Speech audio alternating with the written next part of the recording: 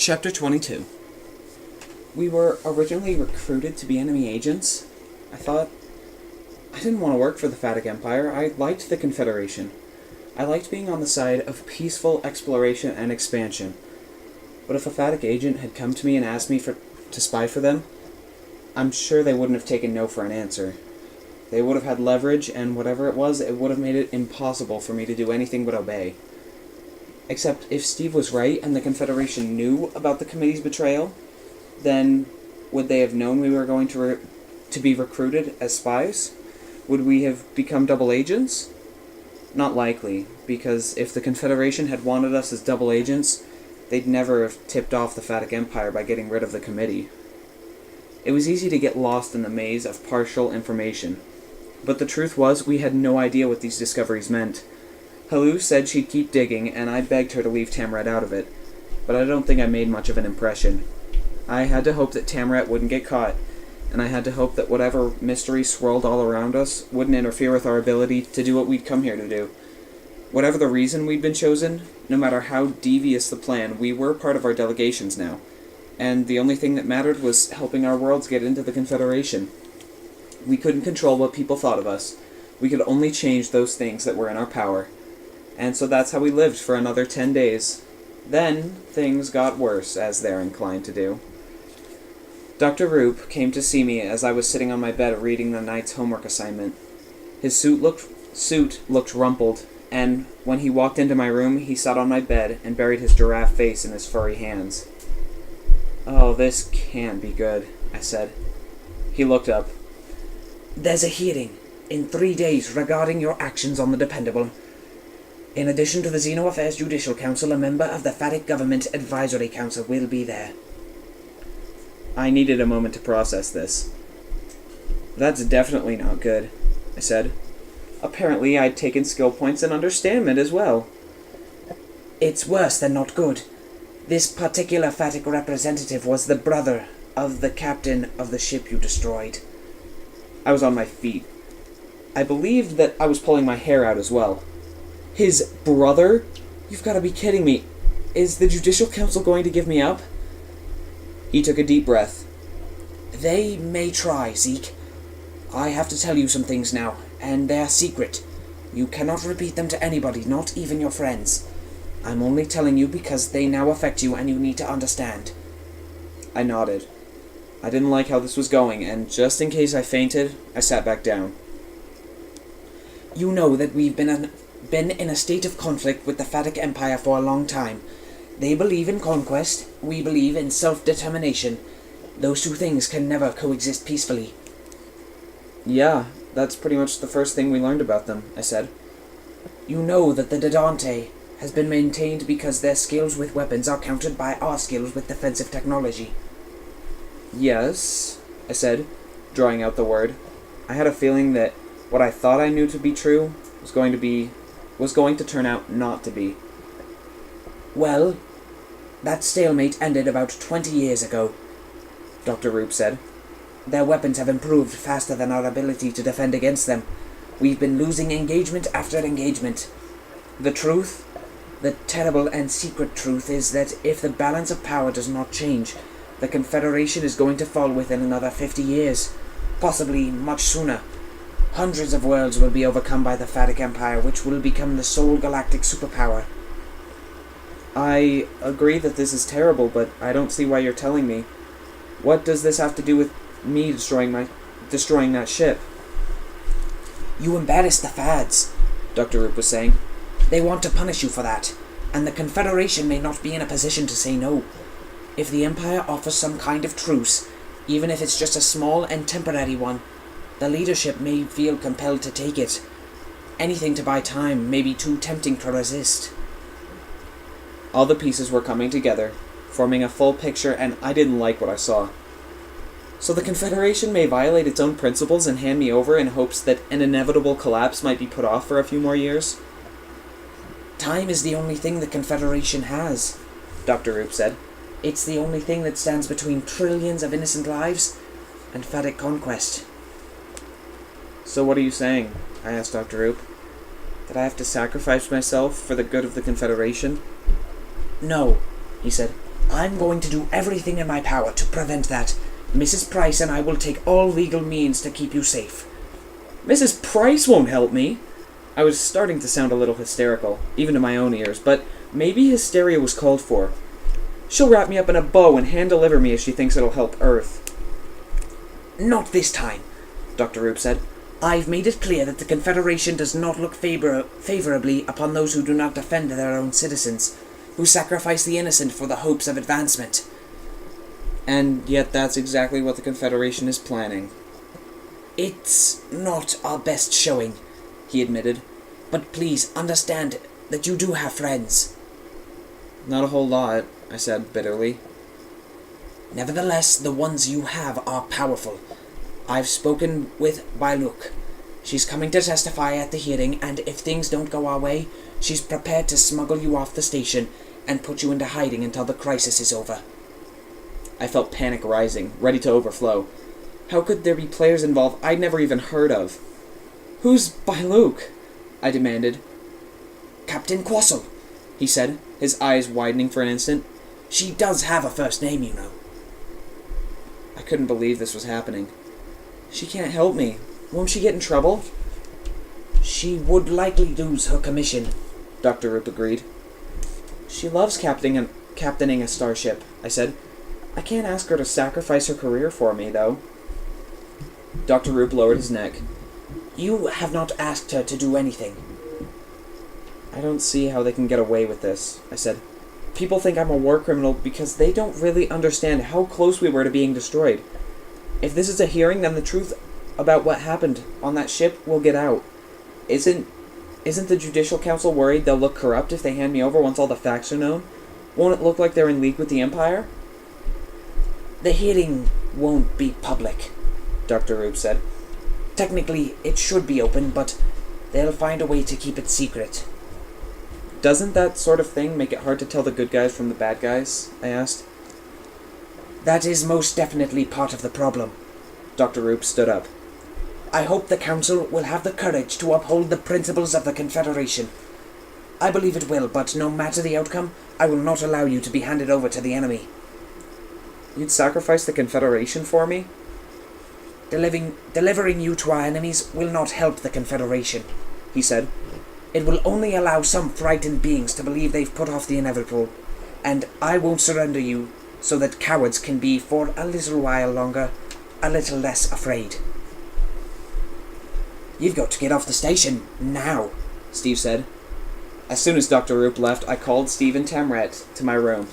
I didn't tell them the super secret stuff, but they did because they didn't need to know all the details.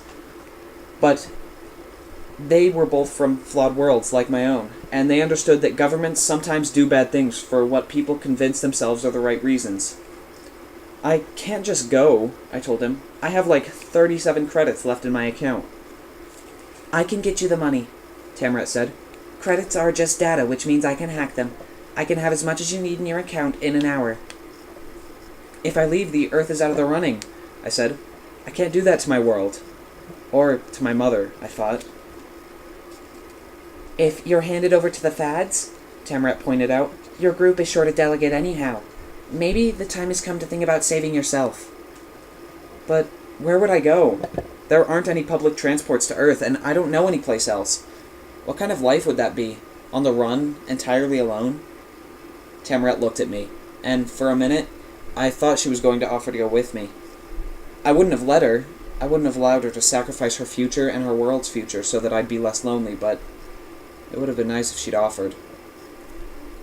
I guess the question is, how much do you trust Dr. Roop? Steve said. I trust him, I said. Me too, he agreed. Tamrat nodded. If he says he'll protect you, writing it out may be your safest bet. I had no choice but to wait, and the waiting was excruciating. I had 3 more days, and then I'd be sitting in a closed room with the brother of a man I'd killed. Me. I'd somehow, along my way, killed a guy. A bunch of guys, really. And yes, they had been trying to kill me, and they had just killed a bunch of kids. But even so, there was no denying that this was all very serious. In 3 days, this might be all resolved for good, and I'd never have to worry about it again. Or, in 3 days, I might be smuggled onto a spaceship on the run with a renegade maternal alien. If that happened, would I ever get home again? And where was home now? I'd seen the stars, I'd met incredible aliens, and I'd become more than what I'd been before. I had molecule-sized machines coursing through my veins that made me faster and smarter than I used to be. And when I got back to Earth, would it all seem too small? Too limited? And what of Earth? If I ran off with Captain Quassel, the rest of Earth's team would never reach 80 levels. We'd be out. The Earth would be left behind, and my mother would die. The bottom line was that the hearing had to go my way, and I needed to do everything in my power to make sure it did. I trusted Dr. Roop. He was a good guy, a good friend, and he wanted to protect me, but I needed to protect more than myself. I needed to protect my mother and the world where I'd been born. At lunch the next day, I was picking at my food, too nervous to eat. Across from me, Steve was not having the same problem. He had an extra-large goldfish bowl of his rat things, and they were dripping with hot sauce. I was too distracted, even to turn away when he popped one into his mouth. Then Tamra was suddenly here. She threw herself down in a seat and turned to Steve. "Beat it," she said to him. "What? I'm having my lunch." "We've got mammal business here. Find a rock and go sun yourself." He pointed at her with a hot sauce covered rodent. "That was not very nice." "We'll do sensitivity training later. Scram." Steve cocked his head and looked at Tamra. He tasted the air with his tongue. "Oh," he said. "That." He picked up his goldfish bowl, cradling it under one arm, and went off in search of a table at the far end of the room. I wasn't quite sure what emotional stew he'd caught wind of, but he certainly decided that there was nothing to be gained by arguing with Hurricane Tamra. She pushed her hands onto the table, leaned forward, and trapped me in the unstoppable cosmic power of her lavender gaze. "You need to get off the station before the hearing tomorrow." "I can't, remember? I didn't have the energy to rehearse all the reasons why, at least not in detail. The Earth, my mom, I've got to try and see things through." She grabbed my hand, and there was nothing soft, nothing tender about it.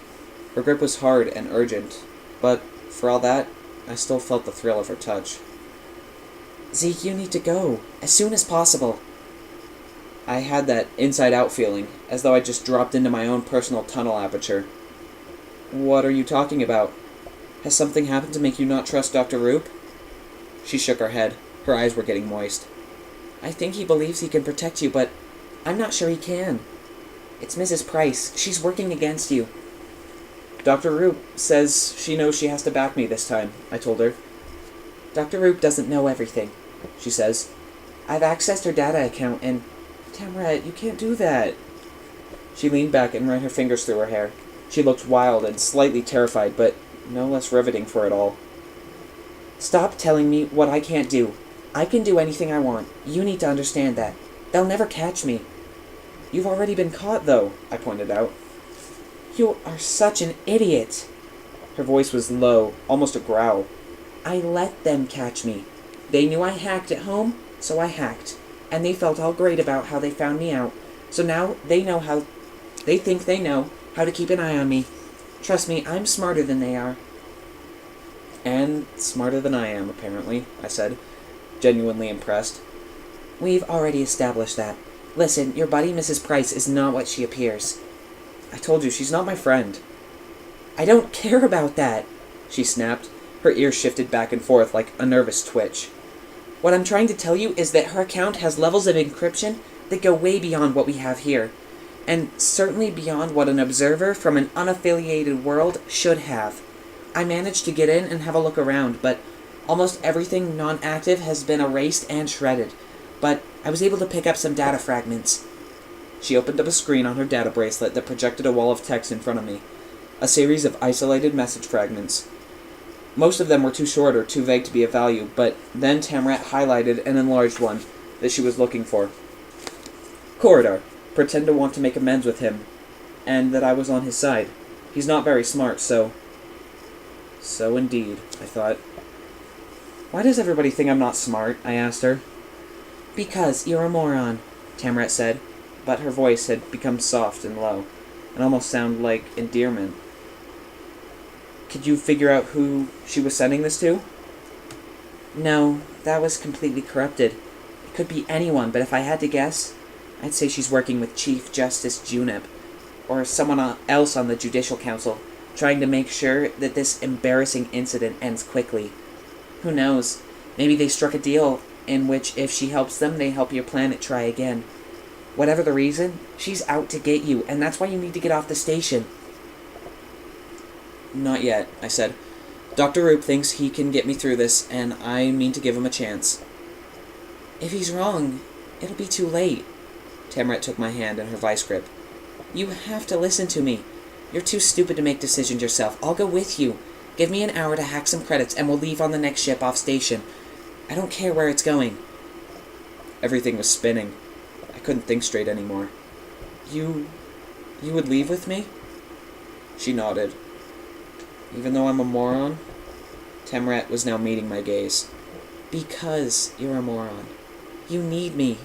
You won't be able to survive on your own. We were at a table in the middle of the government cafeteria.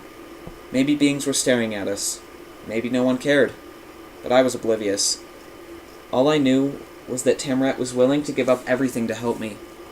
So what if Mrs. Price wanted to feed me to the wolves? Who cared that the Confederation was willing to trade my life for the illusion of safety? All of that seemed meaningless compared to what Tamrat had offered. I closed my eyes, savoring the feel of her hand in mine, wanting to memorize the sensation. The trial isn't my last chance, I said quietly. If it fails, Captain Quassel from the Dependable is going to get me off station, so I don't need to run.